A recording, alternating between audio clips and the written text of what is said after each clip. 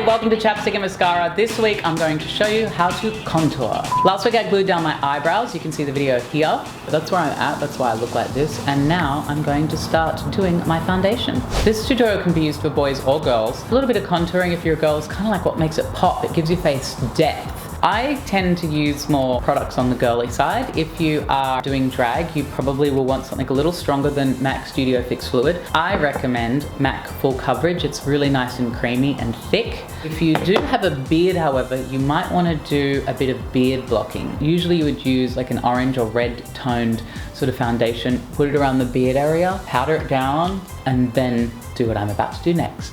So I'm going to take my MAC Studio Fix Fluid in a color that is appropriate for your skin. This is NC25. I put it on the back of my hand like this. Oh yeah. And just sort of dab it on my face, around my skin, in my neck, like so.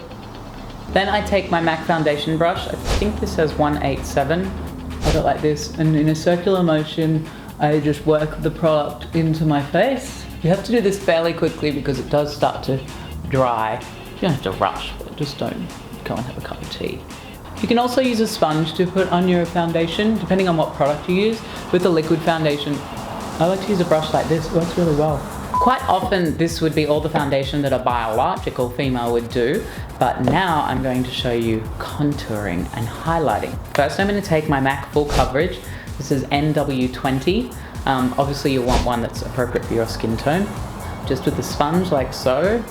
And I'm going to go into the highlight areas. So you probably heard this before, but whatever you paint with a lighter color is going to bring it forward to the camera, and a darker color is going to sort of bring it back. So I'm going to put this highlight color on all of the areas that I want to be sort of pronounced and forward, like cheekbones and just sort of creating some depth to the face. That's the basic blueprint that I use, and then I go and blend it. So I just use like little pitty steps. Don't drag the sponge. I bring it kind of into the nose because that helps to make the nose sort of more slimline. And I use this end to sort of like blot it down, and then I twist the sponge around and just kind of like blend it in, get it under the eye there. You want to take this line kind of just up like that on that angle, and then just blend this, blend. You do want to bring it into the apple of the cheek because you want that like, oh no, got a nice cheek. Kind of like in that mask.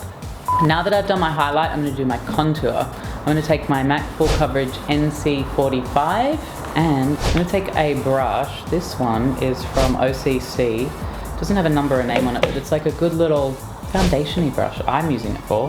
I think that's what it's meant for. So I just get a bit of the color, just paint, sculpt. I come from sort of up here, I sweep it down a little. It's not a straight line, it's just got a little curve to it. So go like that, sculpt out a cheek, and I bring this line down here to sort of cut off a bit of my jaw. Girls, you probably don't need to cut off your jaw because you've got dainty lady jaws. A little bit under the bottom lip, make it pop more, so it puts that back and it puts your lip forward. Magic, huh? I also use a sponge to go down the sides of my nose. All of these little things, like for me, they're very subtle, but they make such a big difference. Just all about the proportions, about if you're a boy, sort of, you know, making that jaw a little slimmer, making that nose a little slimmer, making those cheeks a little bigger, and all of those things balance out to create a feminine face. It takes a long time to sort of work out the proportions. For years I look like a bastard. I take the contour up into here, and then I do what is commonly referred to as the beige rainbow. Now I'm going to blend it. When you do your makeup, you want to do it lit from the front. You don't want one bright light source from one side or from the other. This makeup mirror, let me tell you about it. It is by Simple Human, and it has changed my life. And I spent so long like rigging lights and hotel lamps in a bathroom and like duct taping things to the wall just to try and get some good light in some of these hotels. Or sometimes you're in a dressing room and there's 8 other bitches trying to use the mirrors. It's 5 times magnified, so it also gets you in there. And it's got an automatic light. And I actually have done my makeup using this mirror in a pitch black room, and I got it from Bed Bath & Beyonce. Might be a hairnet on at this point. I like to sometimes continue this contour a little bit just in there and out. A lot of people make that dark and kind of like, ooh. But it depends on your eye shape, to be honest. So I just try and leave that fairly light and natural in there. Always be careful of this bit around here. Make sure that's blended, because we all too often see those lovely foundation lines. We don't want any of that. I like to use this to just blend. This one is by Sephora. Now I like to blend into my nose with my finger, just because it gives me a little bit more precision.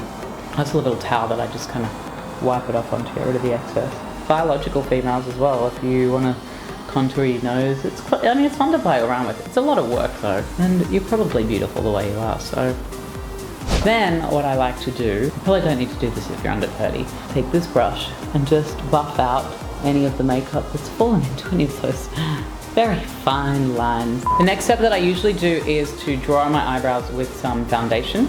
I use, again, the MAC Full Coverage. It comes in either these little pots or in the big ones. These little pots, it's called Studio Finish Concealer, but it's the same product, it's MAC Full Coverage. This one is NC 50. The little brush like this is an old brush. This is from like the year 2001, 2002. This brush is probably older than some of the people watching this video. Now I like to paint over the eyebrow that is already there, and this is what I've just learned. I actually take it kind of like, I start it at the same place, but I take it a little bit above.